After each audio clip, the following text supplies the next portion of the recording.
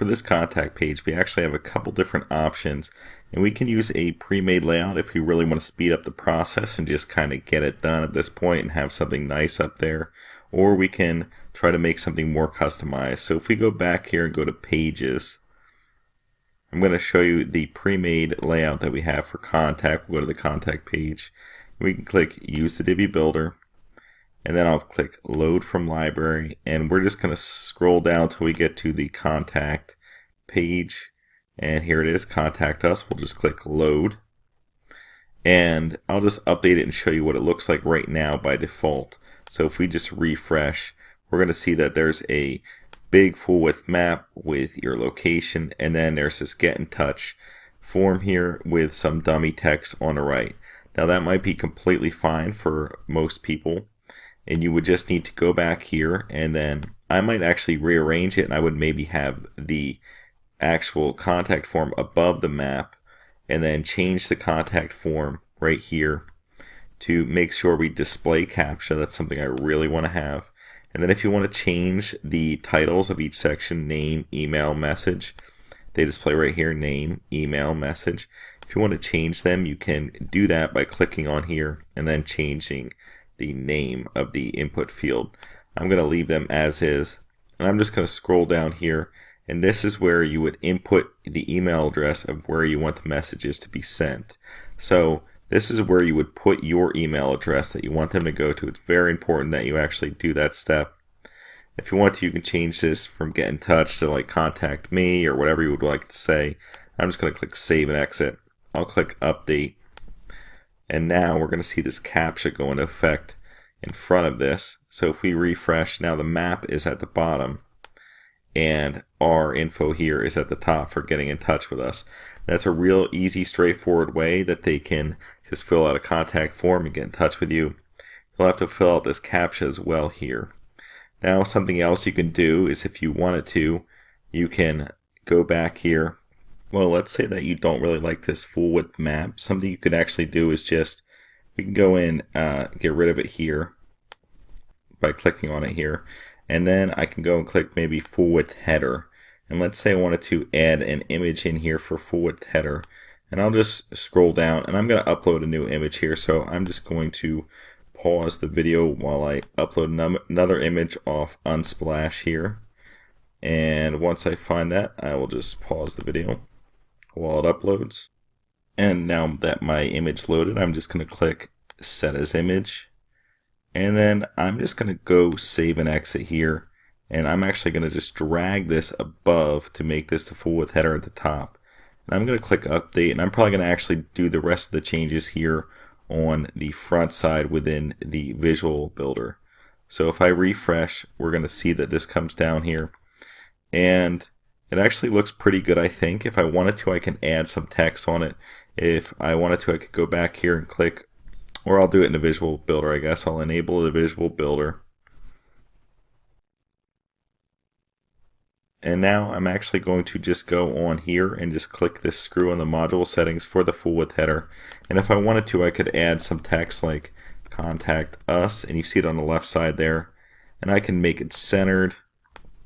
If I wanted to just say contact us right there, or I can make it light, and then I can add an overlay by going down here.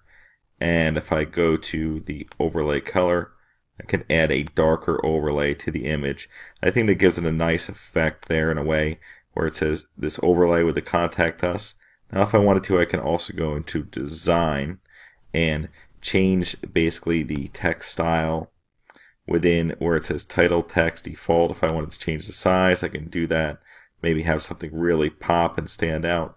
And if I want to, I'll just use what I was using before, this bitter, and I'll use it as 45, I believe is what the size was that we were using before. And I can save that. And then if I would like to, you can go down here and just change the text within the form as well.